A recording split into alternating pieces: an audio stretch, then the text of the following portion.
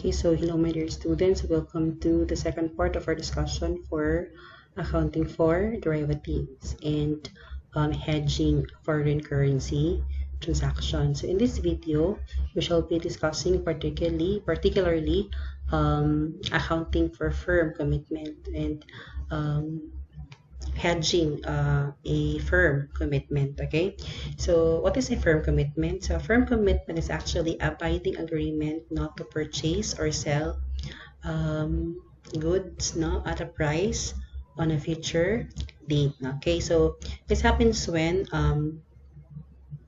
yung entity nagkipag commit or nag-commit mag-purchase ng goods, okay, on a future date.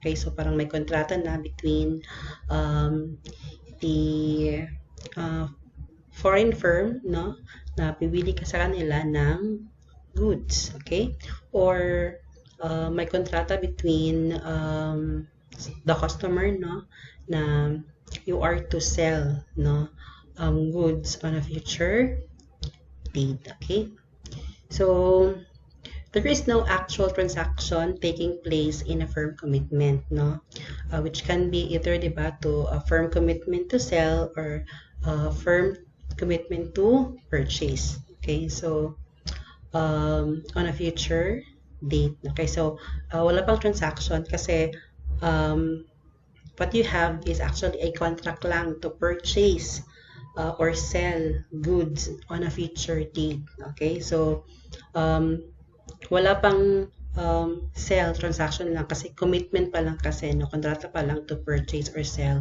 at a future date. Okay, so this means that the purchase or the asset is not recorded until the date of settlement. So unlike in our previous discussion on hedging exposed asset and exposed liability, of which the asset is already recognized at the date of transaction. So dito, sa firm commitment, sa date of transaction is actually yung commitment pa lang. So commitment to purchase or to commitment to sell. Okay, so and for that, in our firm commitment, okay, only a memo entry is made for the asset during the transaction date. Unlike exposed liability or importing transaction, of which you are to recognize the purchase of the asset or goods on the transaction date. Okay, so since wala pang transaction, diba, ang ginawa mo lang is nag-commit ka, or nakikipagkontrata ka to purchase or sell an asset or goods on a future date, but you are hedging this firm commitment. So normally you enter into a derivatives, mga hedging instrument to hedge this firm commitment to purchase or sell. So if you are using forward contract to hedge this firm commitment, of course the only relevant rate lang is the forward rate kasi wala pang spot rate kasi nga wala pa yung transaction. So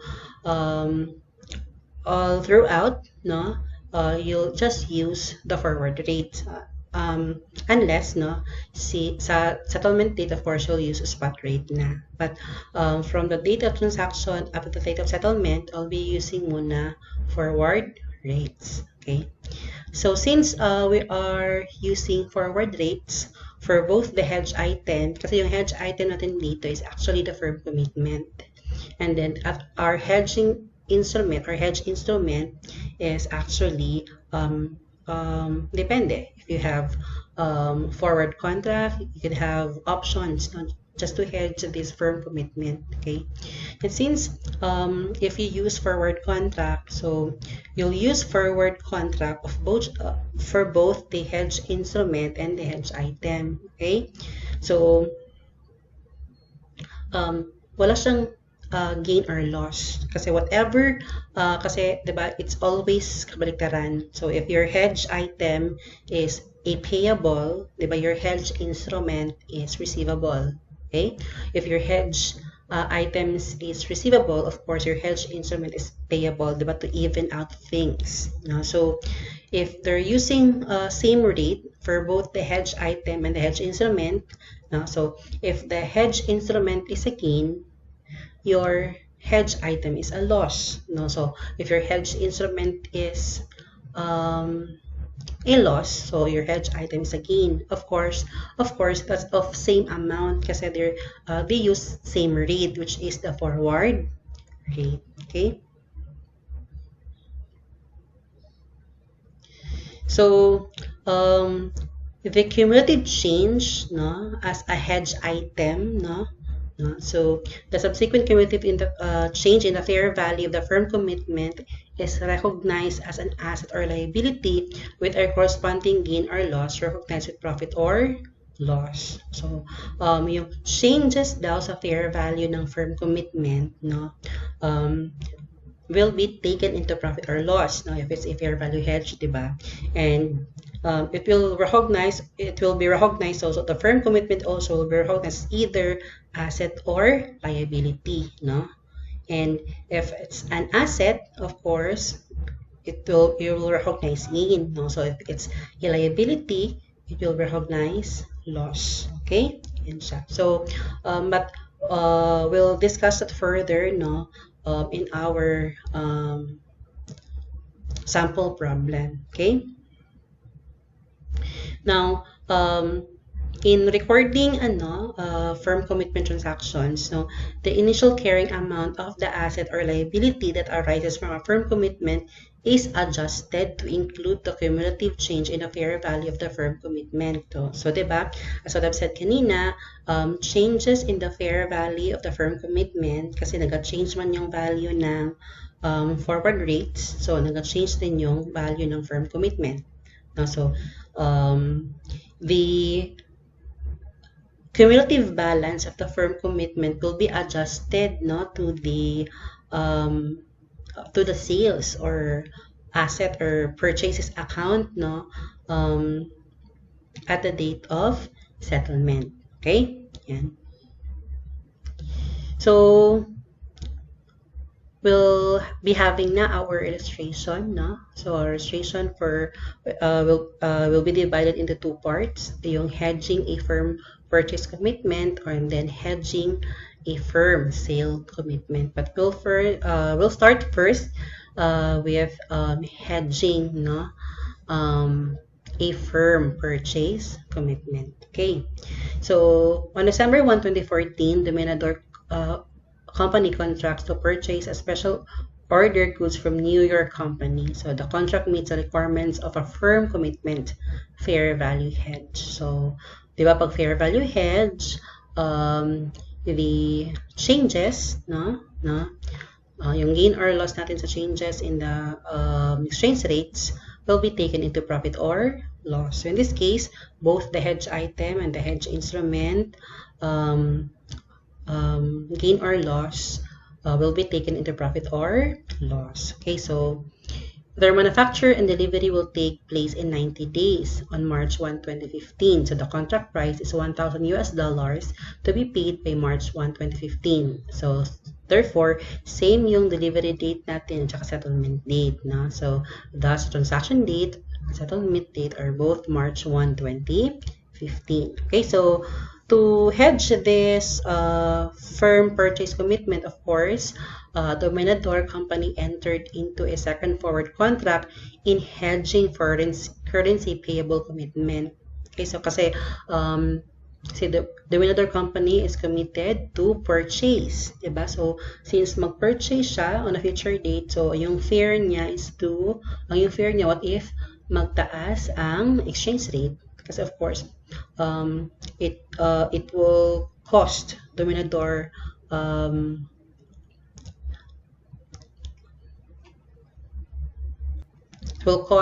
more, no, at a future date if tataas ang value ng foreign currency or exchange rate. Okay?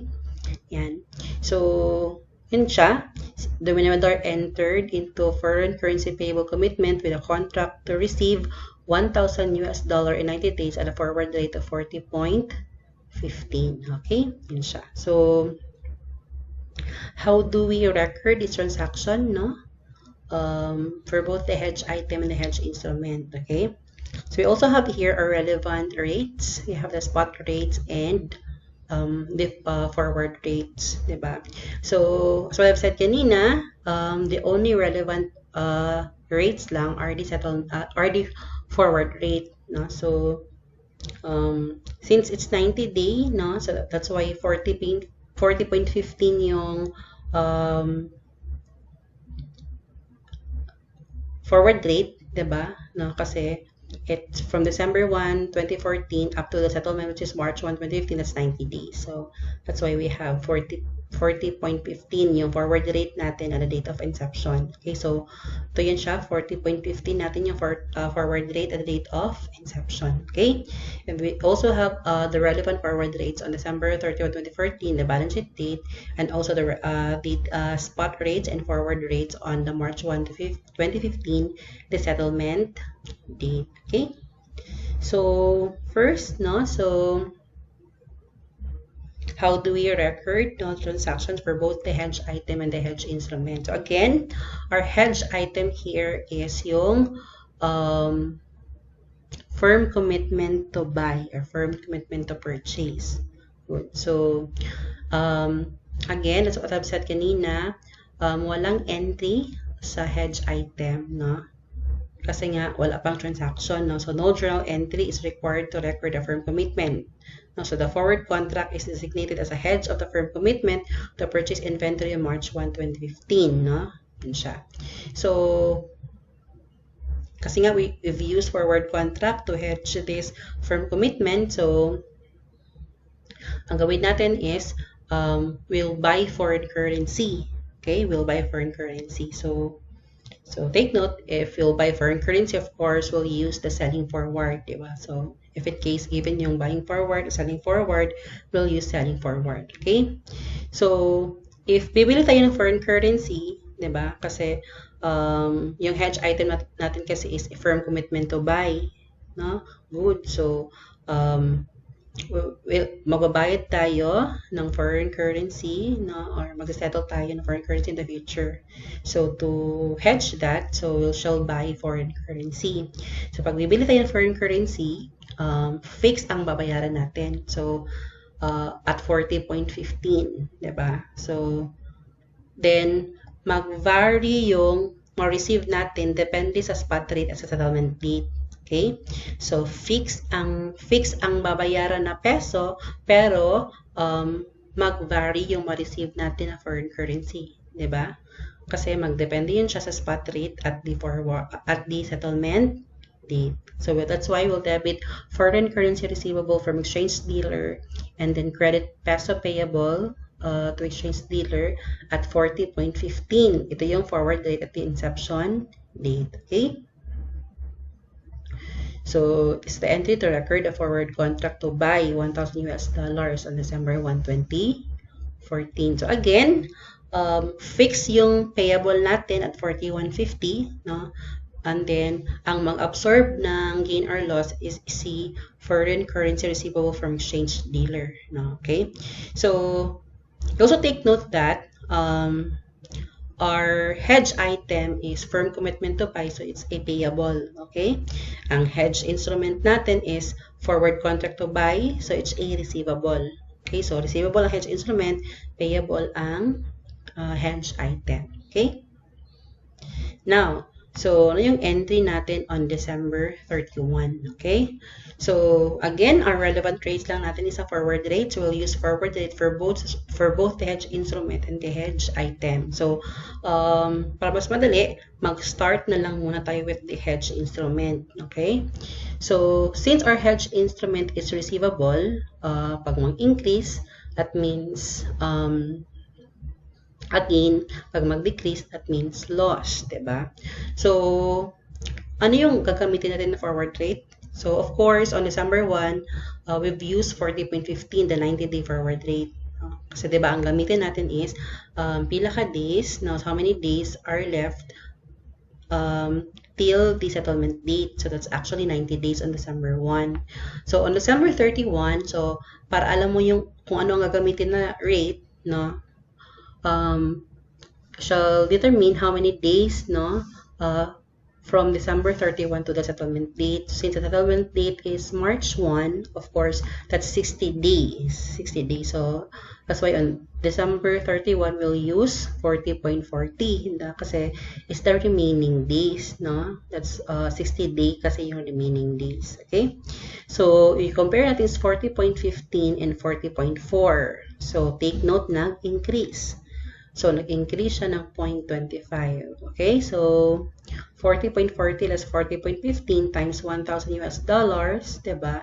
So, we have gains. Yung entry mo is debit foreign currency receivable from exchange dealer, credit foreign currency transaction gain for 250. So, diba? It's always kabaliktaran. So, if receivable si hedge instrument, so payable si hedge item. So, since they've used same rate, of course, forward rate, and then receivable si hedge instrument and payable si hedge item, of course, kung nagka-gain si hedge instrument, nagka-loss ang hedge item. So, nagka-loss si firm commitment. Okay?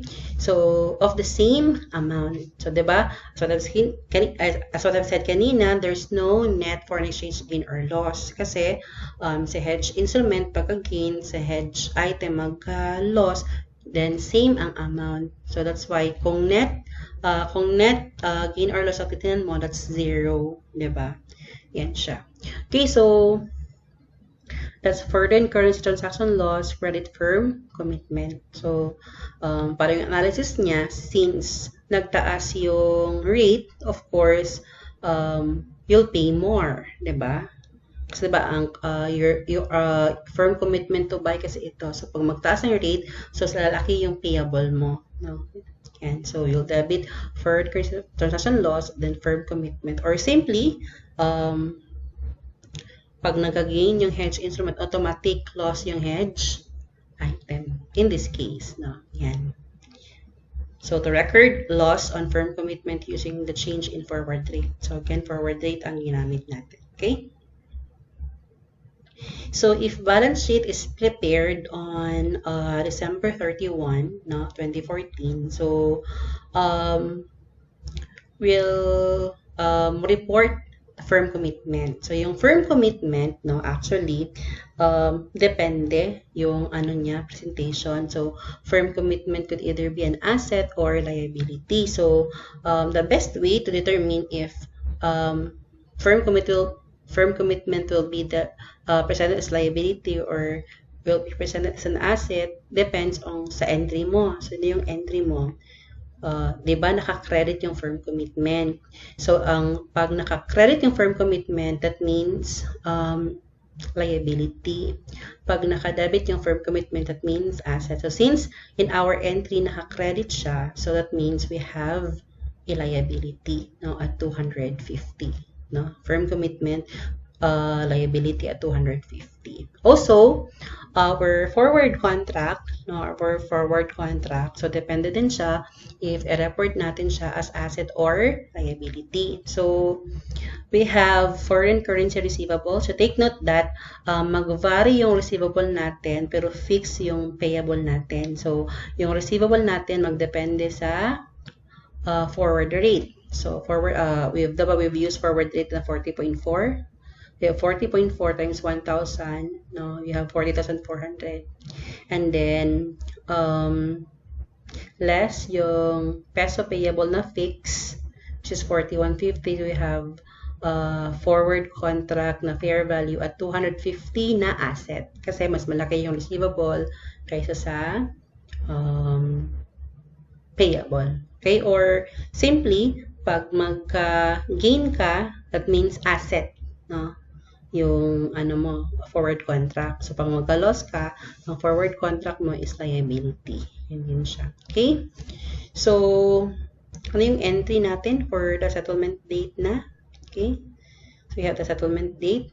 So, sa settlement date, so, we'll first consider muna din, no, the changes in our forward rates, no? So, di ba, on forward rate, so ang gamitin na natin, on settlement rate, ang gamitin na natin is ang yung spot rate. Okay, so spot rate. So, ang last na gigamit natin na forward rate is of course the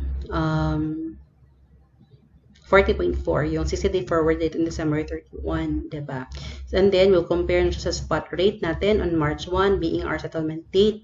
So, you take note, so in our hedge instrument, it's irreceivable. So, pag magbaba, a loss.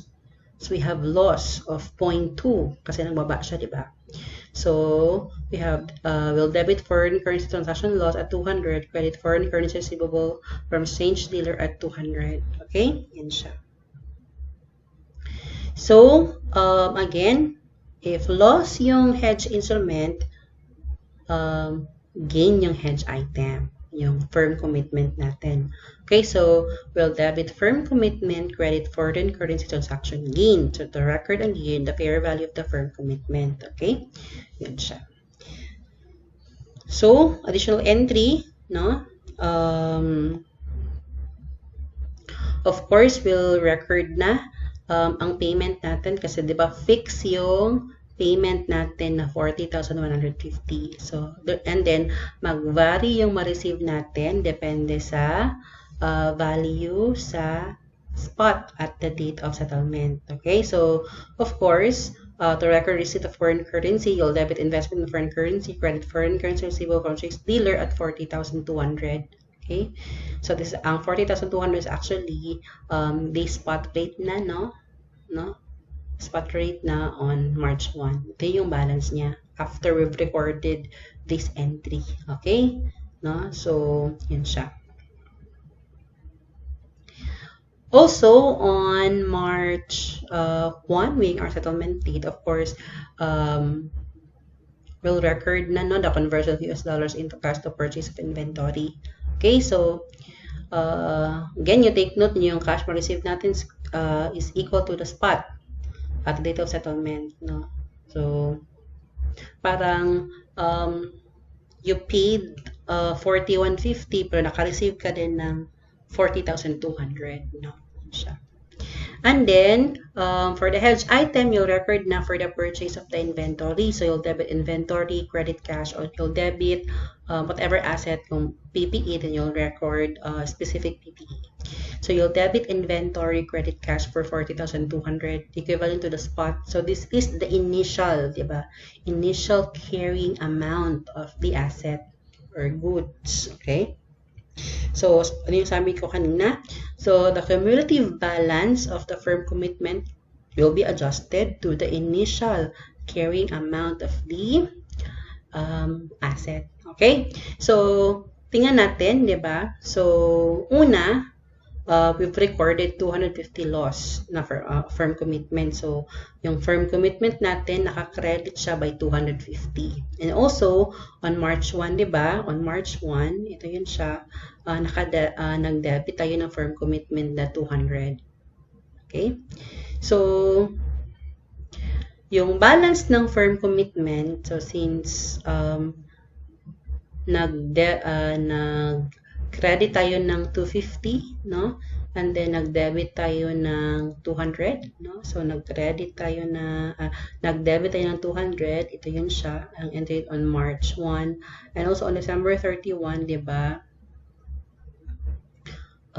December 31, nag-credit tayo ng firm commitment. Ito yun siya. So, may credit na 50 at saka may debit na 250. Okay? Yeah. Credit 200 and debit at credit na 250, debit na 200. So, yung balance niya is actually 50, 'di ba? So, 50 pa yung balance na niya. So, since ang balance ng firm commitment is i-close sa inventory, of course, no, yun siya. So, since credit yung balance niya, para i-close mo siya, i-debit mo siya.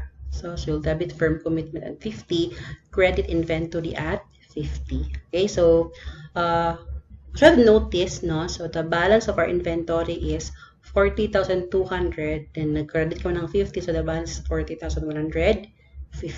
So, yung cost ng asset mo, no, will just be equal to the forward rate to the inception date. Okay?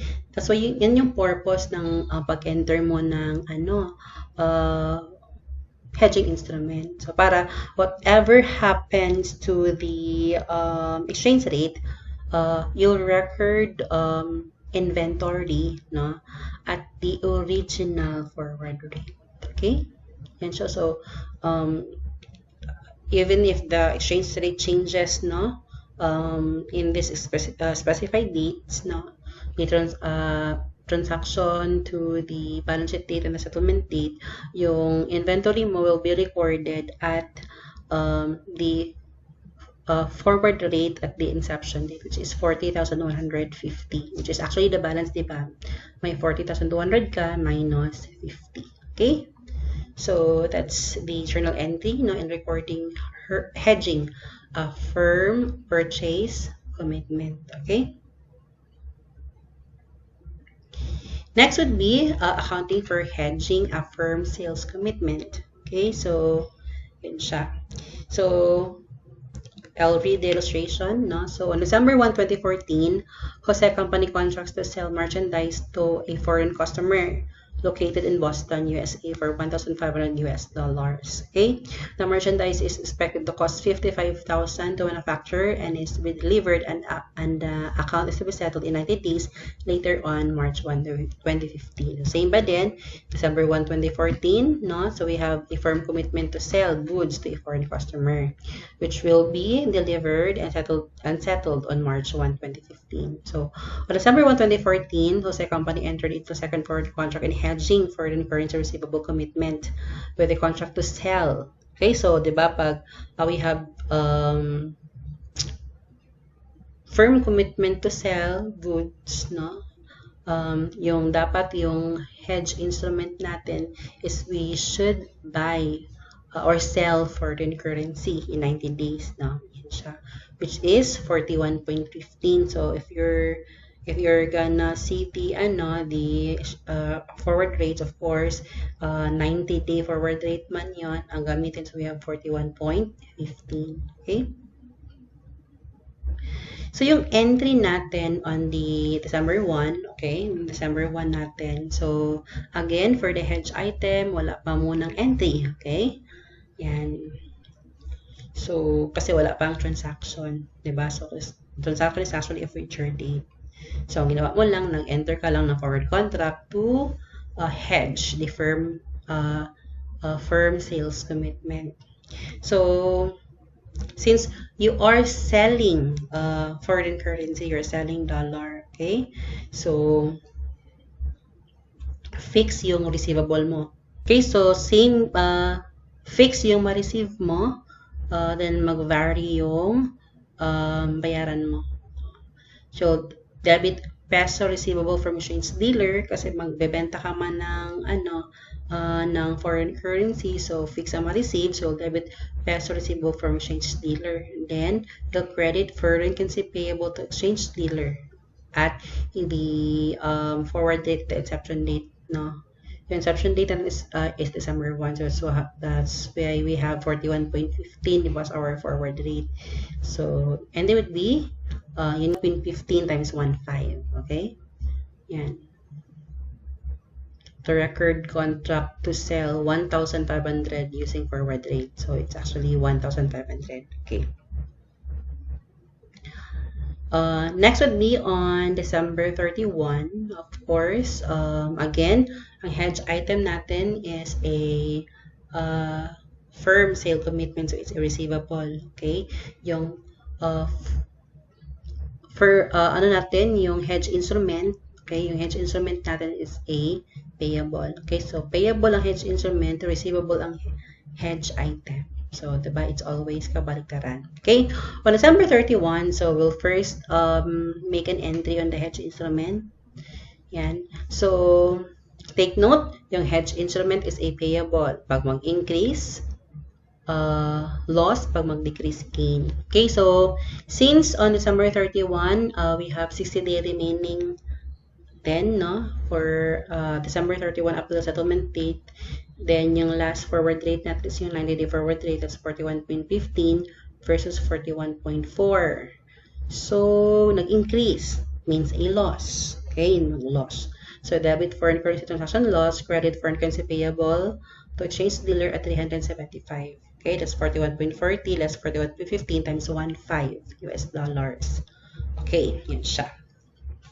So, again, if yung hedge instrument natin is loss, of course, yung hedge item natin is gain, diba? Yan siya. And then, of the same amount, kasi we'll use the same rate. Okay? Bakit nga ba gain? So, kasi gain is, kasi, magtaas yung value ng forward contract, of course, ang ma-record mo na since forward contract to sell man siya, so mas malaki yung sales mo, no? If tataas ang rates. Okay? So, you'll debit firm commitment, credit forward currency transaction, gain. So, again, it's always kabaligtaran, no? So, loss sa hedge instrument, gain sa hedge item of the same amount. So, both will be presented into profit or loss, like how much is the gain or loss of the hedge instrument? That's 375 loss. How much is the gain or loss of the hedge item? That's 375 gain. So, 0 yung effect niya. Okay? Okay, so if financial statement is prepared on December 31, of course, diba, they'll recognize the fair value of the forward contract and then the fair value of the firm commitment. Okay, so again, so sinabi ko kanina, so how do we determine if the firm commitment no, is an asset or liability? So, have here, yung entry natin, naka-debit yung firm commitment. So, pag naka-debit ang firm commitment, that means an asset siya. Okay? Yung forward contract naman natin, so we have, di ba, mag-vary yung payable, fix lang yung peso receivable. Okay, tama ito. It's actually peso receivable. Okay, so peso receivable from exchange dealer. So this is peso receivable. Peso receivable. So we have payable of 62,100. No, that's actually 41.4 times 1.5. Okay, so kasi yung payable natin, mag-change siya equivalent to the forward rate. Yan niya. So that's why it's 62,100 on December 31. Pero, di ba, fix yung ma-receive natin no, na 41.15. So, yung payable natin is 62,100. Yung receivable natin is 61,725. So, yung forward contract natin is liability kasi mas malaki pa yung liability mo kaysa sa yung receivable. Okay? Yun siya. So, on March 31, so ito yung entry natin. No? So, first, we'll make journal entry muna about the changes in the forward rates no? Relevant to the spot rate. So, since on March 1, so the settlement date, we'll use na spot rate. Okay, so yung spot rate natin, we'll first have the hedge instrument. So, hedge instrument is a payable. So, pag decrease, that means gain. No, gain tayo. Yan. So, debit foreign currency payable, credit foreign currency transaction gain for, yun nga, 300. That's 41.4. That's 41.20 times 1.5. So, yung hedge instrument natin is gain. So, yung hedge item, automatic loss. So, but loss yung firm commitment? Kasi, of course, nag-change yung spot. Nag-change yung rate. Pag mag-change yung rate, pag mababa yun siya, of course, we have lesser sales. Yun siya.